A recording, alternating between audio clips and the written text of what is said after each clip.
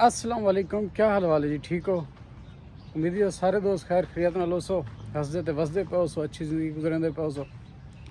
कल हाल तुम मैच डिठा हो सी पाकिस्तान इंडिया का, मेरे ख्याल जीत गए हैं कि हार गए हैं, पता नहीं, खैर हार गए हैं। हाँ,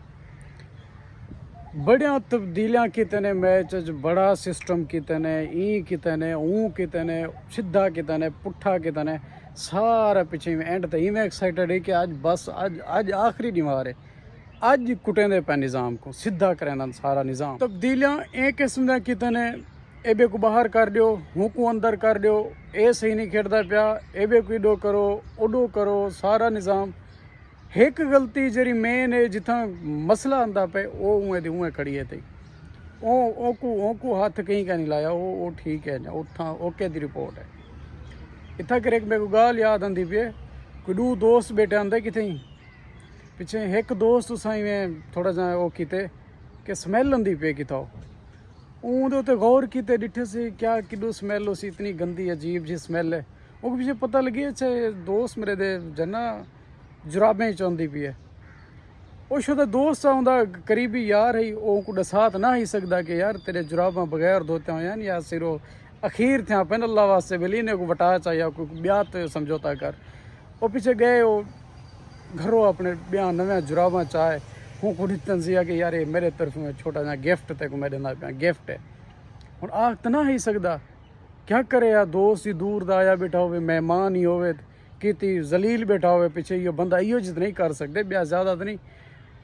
तो ओ को भी समझ आ गई अगले बंदे को, बोलिए ये था वो बाजार था बेटा, ये गंदा मैं कोई था कि बैठा, लिहाजा मैं कोई जुराबा चेंज करना चाहिए। उठी पेशोदा शर्मसारी कने गए जुराबा चेंज कर है, वल आके बह गए। तो बस थोड़ी देर में गुजरी है, वत तो सिलसिला उएं दा उएं बस में लावण पै गया, बंदे वत छोदे गौर किते बेली जुराबां चेंज थी गए, जुराबां नव्या दी चौदे सिर ते बद्धे भी फटे थे, फर्क नहीं पिया, बहरहाल उथई दी उथई गेम खड़ी है थी। बोला मजबूरी कने पूछे कि उस्ताद जुराबां जरा तक नव्या रीते केड़े किते नहीं, वो आगे उस्ताद बटा आया चेंज कर आया, वो पाती बेटा मैं अच्छा आगे ठीक की थी। वो भी आगे सो जरा पुराने वो आगे जेब पाती बैठा, वो भी हैं पे आ गया, सो टेंशन ना गए, अपना निज़ाम पूरा है। तो इो जहाँ सिस्टम होंगे, जितना मर्जी तब्दीलियां कर गिन, जितना मर्जी निज़ाम कर गिन, सारे किस्मत जो उएं दा उएं हार है खड़ी है। तो कल मैच के दौरान एक हारिस रऊफ वो इशारा करेंदा रह गया, हुण ये नहीं पता लगता पाया कि वो इशारा करेंदा वो जरा रफेल सट्टे ने उदा करेंदा ही पता आदा कोई अपना दसेंदा ही जो बेली बस सारी बैटरी मुक गई वही थी, सारा निज़ाम ही थी इो तक बस हूँ समझ वजो अगू तें वो समझदार वास्ते इशारा काफ़ी है, वो इशारा शुदे कर दिते बेली बस हूँ निज़ाम नहीं चलता अगू तें। लेकिन अस पाकिस्तानी जिद ला तो बैठे रह गयूँ एंड तक डिठे से आखिरी बाल तक बेली शायद मत्ता उम्मीद तो पहले कि नहीं चले उन्हें सौर तो कोई उठ के ना पता तक लग गया ही, भला भी वो जिमें गरीबें का कोई याद है वो बुढ़ा बीमार थे आई एक अंगेल खड़ी की थी, तो उन्हें आखे माल दसेंदे कि मटीरियल दसेंदे कि इंदा इलाज करो, इनको मरण ना दियो। इलाज किते ने चंगा भला पैसा ला के पुछने आवे वो अंगेल जो ही करे ना आवे,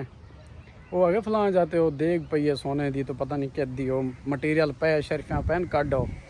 चाहे छे गरीब दे दे खड़े उन्हें दही में बुढ़ा बीमार थी पे अंगली डू किते नू, तो बुढ़े तो गरीब तो पीछे पागल थी पै गए भैया जरा अंगली डू करें दे इकू ना वजा दियो, ये इतना कोई माल डब्बा ले, यदा निज़ाम इंज है जो बस हूँ बिगाल नहीं से कर सकते। चले इलाज विलाज कर मड्डी भोसड़ा सारा उनके फट्टे लाइन वाला पुछने आवे अंगली जो डू करें आवे आगे मैं सिगरेट मंगदा हमें आ गया मेरे के आगे कशा खुदा दी कहन वे हूँ गाल अली कर हारिस रऊफ इशारा करेंदा रह गया बिली खत्ता में मड्डी मुक गई है वंजो और माए तो सुकून करो बंद कर दो निज़ाम। लेकिन असा जिद लई रखी असांखे ना एंड तक दे दें, शायद कहीं वेले किडो कोई बाजी पलटे, बाजी केड़ो पलटे आ हिक्का गलती कोई हिक्को प्लेयर जरा वो मेन पे थे ना वो पे उनको नहीं हटावना, जरे चंगे प्लेयर जरा कोई प्रोग्रेस दिखाते पन उन्हें कटते बारों वाला भी लाया वो जरे शोदे वो पीछे हैं थोड़े थोड़े सफारशी बेस हुन्ने को तो नहीं ला सकते। और जिमें आ गए पुराने जुराबा केरे कितनी हो गए जे बेचन पई बैठा भी हैं पिया वो खड़े सारे गाले चन वो भावें जो थी वने वो गाटे चन। बहरहाल कितना चेज़ कितने बड़ा मज़ा है एक दफ़ा देख के कि आज चंगा स्कोर काट गए कि उम्मीद है, उम्मीद क्या 100% उम्मीद है। बस वला जो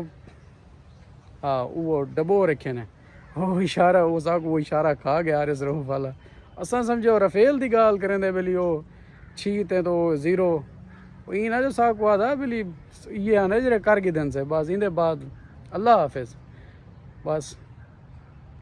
कुछ नहीं आख सकते जी, सारी कौम है वला भी सांबा एंड ते यो आदे हैं तुम जीतो या हारो हम ज़हनी तौर पे तैयार हैं साकू पता है पे तारी प्रोग्रेस का। अल्लाह ताला मज़ीद तरक्कियां देवे पाकिस्तान को।